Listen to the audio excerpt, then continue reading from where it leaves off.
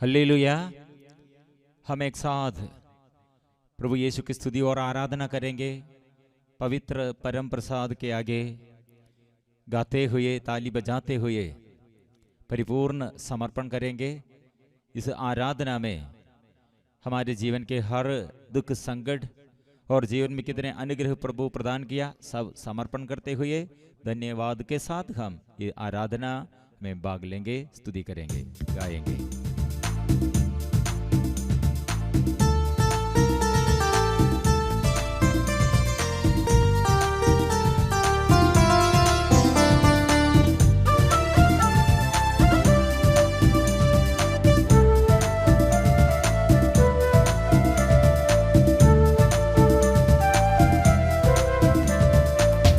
परमेश्वर की आराधना, पिता परमेश्वर की आराधना, पिता परमेश्वर की आराधना, पिता परमेश्वर की आराधना, पिता परमेश्वर की आराधना, पिता परमेश्वर की आराधना, पिता परमेश्वर की आराधना, पिता परमेश्वर की आराधना। हालेलु हालेलु हालेलु हालेलु हालेलु हालेलुया, हालेलु हालेलु हालेलु हालेलु हालेलु हालेलुया, हालेलु हालेलु हालेलु हालेलु हालेलु हालेलुया, हालेलु हालेलु हालेलु हालेलु हालेलु हालेलुया।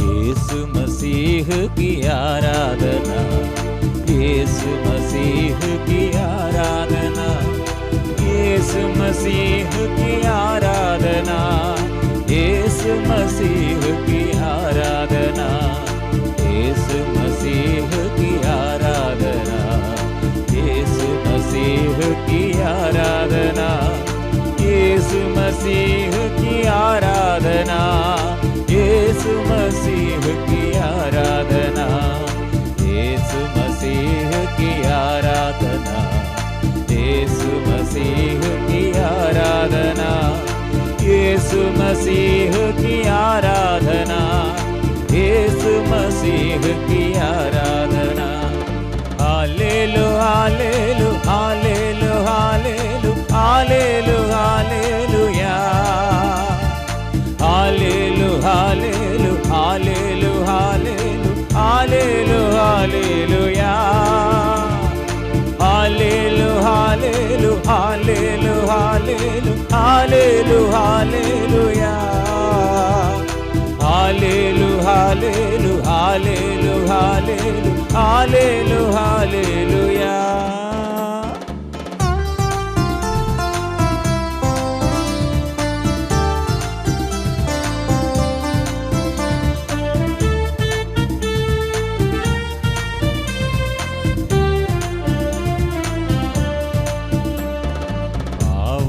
आत्मा की आराधना, पावन आत्मा की आराधना, पावन आत्मा की आराधना, पावन आत्मा की आराधना, पावन आत्मा की आराधना, पावन आत्मा की आराधना, पावन आत्मा की आराधना, पावन आत्मा की आराधना। हालेलु हालेलु हालेलु हालेलु हालेलु हालेलुया, हालेलु हालेलु हालेलु हालेलु हालेलु हालेलुया। आराधना आराधना आराधना आराधना आराधना आराधना आराधना आराधना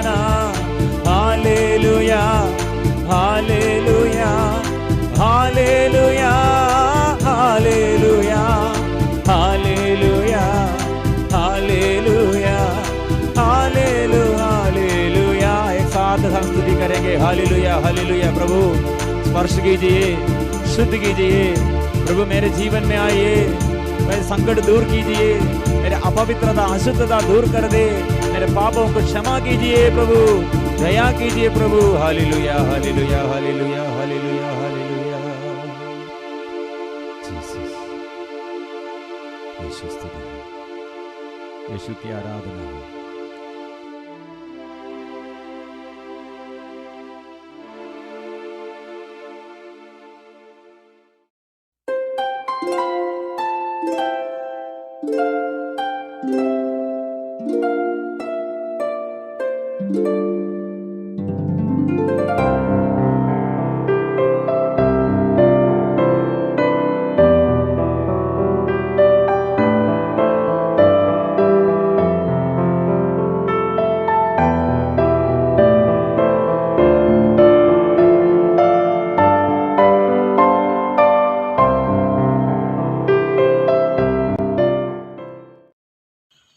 पिता पुत्र पवित्र आत्मा के नाम पर आमीन। आंखें बंद करते हुए पवित्र आत्मा ईश्वर का स्पर्श के लिए हम प्रार्थना करेंगे। हे पवित्र आत्मा ईश्वर, पेंतकोस्त के दिन में यीशु के शिष्यों पर जिस प्रकार आपने आकर उन लोगों को वचन की घोषणा के लिए शक्ति दिया है, उसी प्रकार हे पवित्र आत्मा ईश्वर, आज इस वक्त हम प्रत्येक व्यक्ति के जीवन पर उतर आइए और वचन के लिए हमारे दिल के द्वार खोलने की कृपा हम मांगते हैं। इस वचन द्वारा हमारे अंदर, हमारे दिल में जो अंधकार की शक्ति है, उसी शक्ति को आप दूर कीजिए। माँ मरियम, हम लोगों के लिए मध्यस्थ प्रार्थना कीजिए। आमीन। सबों को जय यीशु। क्रिस्त में मेरे प्रिय भाइयों और बहनों, चालीसा के और उपवास काल के इस समय में वचन के अनुसार हम आगे बढ़ने के लिए परिश्रम कर रहे हैं। क्यों प्रभु हम लोगों को ऐसी एक सुंदर काल दिया है। लूकस का सुसमाचार अध्याय 5 वचन 33 से हम देखते हैं, लोग यीशु के पास आए। वे यीशु से पूछा, यूहन्ना बपतिस्ता के शिष्य लोग बारंबार उपवास करते हैं, वे बारंबार प्रार्थना करते हैं, और फारिसी के शिष्य लोग भी ऐसा करते हैं, लेकिन आपके शिष्य लोग खाते पीते रहते हैं। उसी समय प्रभु यीशु अपने शिष्यों को सपोर्ट देते हुए, उनके तारीफ करते हुए कहा, जब तक दुल्हा उनके साथ है, क्या तुम बारातियों से उपवास करा सकते हो? देखिए, यीशु अपने शिष्यों के तारीफ किया।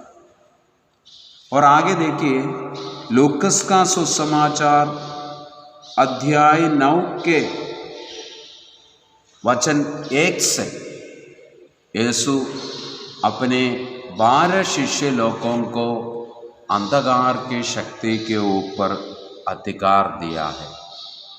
वचन में लिखा है, ईसा ने 12 को बुलाकर उसे सब अबतूतों पर सामर्थ्य तथा अधिकार दिया और रोगों को दूर करने की शक्ति प्रदान की।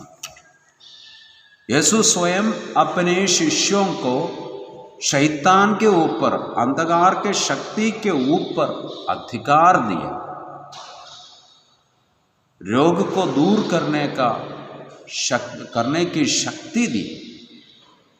और आगे लूकस का सुसमाचार अध्याय 10 में हम देखते हैं यीशु 72 शिष्यों को बस्ती बस्ती में, गांव गांव में भेजते हैं।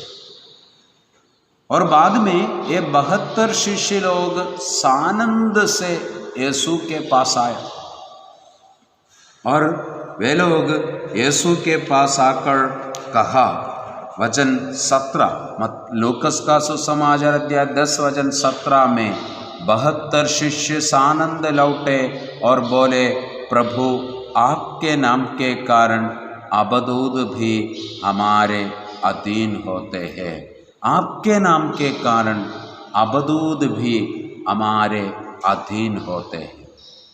लूकस का सुसमाचार अध्याय 9 में यीशु अपने शिष्यों को अंधकार की शक्ति के ऊपर अधिकार दिया और लूकस का सुसमाचार अध्याय 10 में ये शिष्य लोग जाकर जो कार्य किया वह प्रभु के पास आकर बोलता है, प्रभु यीशु आपके नाम के सामर्थ्य से अंधकार की शक्ति दूर चले जाता है। और यीशु भी उनकी तारीफ करते हुए वचन 18 में ऐसा कहता है, मैंने शैतान को बिजली की तरह स्वर्ग से गिरते देखा। मैंने देखा बिजली की तरह शैतान स्वर्ग से गिरते। और प्रिय भाई और बहनों, बाद में दूसरा एक जगह पर इसके बारे में लिखा है और मार्कुस का सुसमाचार अध्याय 9 में, मार्कुस का सुसमाचार अध्याय 9 में एक पिता अपने बेटा को जो अबतूतग्रस्त है, उस बेटा को यीशु के शिष्यों के पास लेके आया और उन लोगों से अनुरोध किया, इसको अच्छा कर दीजिए, ये बेटा को अच्छा करके दीजिए। लेकिन यीशु के शिष्य लोग असमर्थ रहे। ऐसी एक हालत में ये पिता यीशु के पास गया और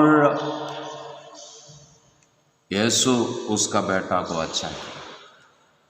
और बाद में जब शिष्य लोग यीशु के साथ अकेला थे, उसी समय में यीशु से पूछा, वचन 28, मार्कुस का सुसमाचार अध्याय 9 वचन 28, जब ईसा घर पहुँचे तो उनके शिष्यों ने एकांत में उनसे पूछा, हम लोग उसे क्यों नहीं निकाल सके?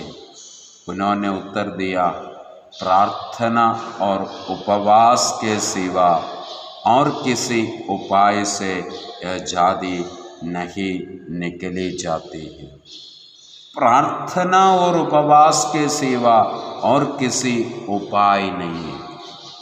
एक मनुष्य के अंदर, एक मनुष्य के परिवार में जो अंधकार की शक्ति आया है, वो अंधकार की शक्ति को बाहर करने के लिए प्रार्थना और उपवास चाहिए। यीशु अपने शिष्यों को बताए। Hallelujah, hallelujah, hallelujah, hallelujah, hallelujah. प्रार्थना और उपवास से जो व्यक्ति अपने आप को मजबूत बनाता है, वो व्यक्ति के पास शैतान विजयी नहीं होगा। शैतान आएगा, प्रलोभन देगा, लेकिन वो व्यक्ति प्रलोभन को टुकड़ा कर देगा। उदाहरण के लिए लूकस का सुसमाचार अध्याय 4 वचन 1 से यीशु मरुभूमि में 40 दिन उपवास की और ये उपवास करने के बाद अंत में क्या हुआ है, शैतान आया और यीशु का परीक्षा। शैतान आकर यीशु की परीक्षा की, लेकिन यीशु ने क्या किया, वचन बोलकर वचन बोलकर, एक एक परीक्षा के वक्त यीशु वचन बोलकर शैतान को पराजित किया। उपवास करने वाले व्यक्ति को शैतान को पराजित करने की सामर्थ्य मिल जाए। और मैं ये भी आप लोगों से बोलना चाहता हूँ, ये उपवास काल, चालीसा का काल ईश्वर वचन से अपने दिल और जीवन को भरने का समय है। ईश्वर का वचन से अपने जीवन और दिल को भरने का समय है। Hallelujah, hallelujah, hallelujah. और प्रियजनों, देखिए, उपवास करने से हम लोगों को पाप मुक्ति मिल जाएगा। योना का पुस्तक अध्याय 3 में निनवे के लोग, वे उन लोगों के बारे में ऐसा लिखा है कि वे उपवास घोषित किया, वे राख लगाया, टाट ओढ़ कर अपने पापों के लिए प्रभु से दया मांगा। और अंत में क्या हुआ? प्रभु उनका उपवास देकर, उनकी प्रार्थना सुनकर प्रभु ईश्वर उन लोगों को बचाए। प्रभु उनको पाप क्षमा दिया। Hallelujah, hallelujah, hallelujah, hallelujah. और लूकस प्रेरित चरित अध्याय 13 वचन 2 और 3 में लिखा है, उपवास करने से पवित्र आत्मा ईश्वर हम में काम करेगा। वे किसी दिन उपवास करते हुए प्रभु की उपासना कर ही रहे थे कि पवित्र आत्मा ने कहा, मैंने बरनबास तथा साउल को एक विशेष कार्य के लिए निर्दिष्ट किया है। उपवास और प्रार्थना किया, तब पवित्र आत्मा आया। पवित्र आत्मा ईश्वर आया। उपवास और प्रार्थना किया उसी समय। हमारे जीवन में यदि हम उपवास करते हुए प्रभु से जुड़े रहने के लिए तैयार है, यदि हम हमारे पापों के लिए प्रायश्चित करने के लिए उपवास करने के लिए तैयार है, तो प्रिय भाई और बहनों, जरूर हमारे जीवन में पवित्र आत्मा का आगमन होगा। बोलिए हल्लेलुया, हल्लेलुया, हल्लेलुया, हल्लेलुया। और आगे देखिए, यशायाह का ग्रंथ अध्याय 58 वचन 8 में लिखा है, तुम्हारा घाव शीघ्र ही भर जाएगा। तुम्हारा घाव शीघ्र ही भर जाएगा। पूरा 58 यशायाह का ग्रंथ अध्याय 58 पूरा असली उपवास के बारे में बताया है। असली उपवास क्या है उसके बारे में ईश्वर का वचन हमें सिखा रहा है। और इसी जगह पर ऐसा कहता है कि यदि तुम उपवास करने से तुम्हारा घाव शीघ्र ही भर जाएगा। मतलब प्रभु हमारे जीवन में जो चोट है, जो बीमार, जो दुख है, जो रोग है, उसको दूर करेगा। हमको चंगाई मिलेगा। चंगाई मिलने के लिए उपवास करना है। बोले हल्लेलुया, हल्लेलुया, हल्लेलुया। स्तोत्रमाला अध्याय 35 वचन 13 में लिखा है, जब वे बीमार थे तब मैं टाट ओढ़े उपवास करते हुए तब करता और हृदय से प्रार्थना करता। जब वे बीमार थे तब मैं टाट ओढ़े उपवास करते हुए प्रार्थना किया। उपवास करते हुए रोगी बन गया। रोग के वक्त उपवास करते हुए प्रार्थना किया। ऐसा प्रार्थना करने के वक्त प्रिय भाई और बहनों, हम लोगों को चंगाई मिलेगा। बोले हल्लेलुया, हल्लेलुया। फिर से यशायाह का ग्रंथ में लिखा है, हम उपवास करते हुए प्रार्थना करने से हमारे प्रार्थना को प्रभु से उत्तर मिलेगा। वचन 9 में लिखा है, यदि तुम पुकारोगे तो ईश्वर उत्तर देगा, यदि तुम दुहाई दोगे तो वह कहेगा, देखो मैं प्रस्तुत हूँ, देखो मैं प्रस्तुत हूँ। हम उपवास करते हुए प्रभु से प्रार्थना करने से प्रभु जरूर हमारे प्रार्थनाओं को उत्तर देगा। बोलिए हालेलुया, हालेलुया, हालेलुया, हालेलुया। एक और चीज बोलकर मैं समाप्त करता हूँ। योना का पुस्तक अध्याय 3 में हम देखते हैं, निनवे के लोग वे उपवास घोषित किया, वे लोग उपवास किया, तब उन पर जो विपत्ति आने वाला था वो विपत्ति उनसे दूर गया। उपवास प्रार्थना करने से विपत्ति दूर जाएगा। हमारे परिवार में जो विपत्ति आने वाला है, हमारे पापों के कारण हमारे व्यक्ति जीवन में जो विपत्ति आने वाला है, वो विपत्ति उपवास करने से हमारे जीवन से दूर जाएगा।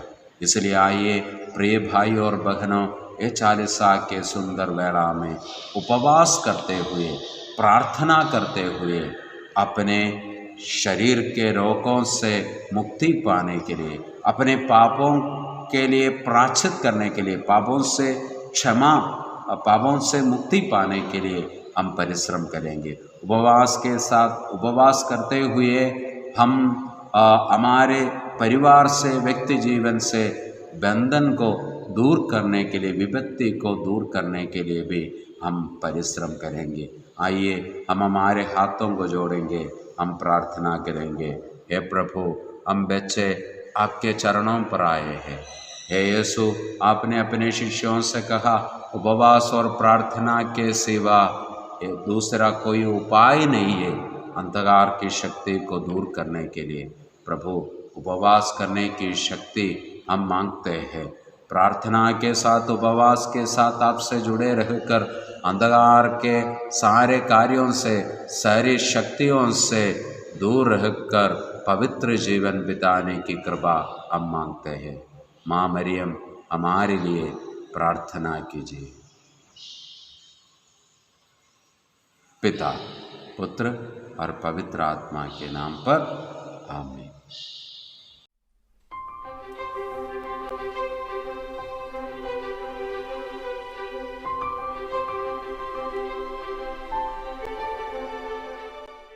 अंतिम आशीष प्रभु से, पवित्र परम प्रसाद के आशीष के लिए फिर हम विश्वास के साथ अच्छा निर्णय लेना, में पवित्र जीवन बिताने के लिए और यीशु के वचन के अनुसार जीवन बिताने के लिए मैं चाहता हूँ। ये आग्रह के साथ निर्णय लेते हुए पाप छोड़ने का निर्णय और भलाई करने के लिए बुराई छोड़कर भलाई करने के लिए निर्णय लेते हुए हम सिर झुकाकर आराधना, आराधना, आराधना, आराधना परिपूर्ण समर्पण करते हुए पवित्र परम प्रसाद की आराधना, स्तुति, महिमा हो सदा सर्वदा, प्रशंसा हो। पवित्र परम प्रसाद की आराधना, स्तुति, महिमा हो सदा सर्वदा, प्रशंसा हो।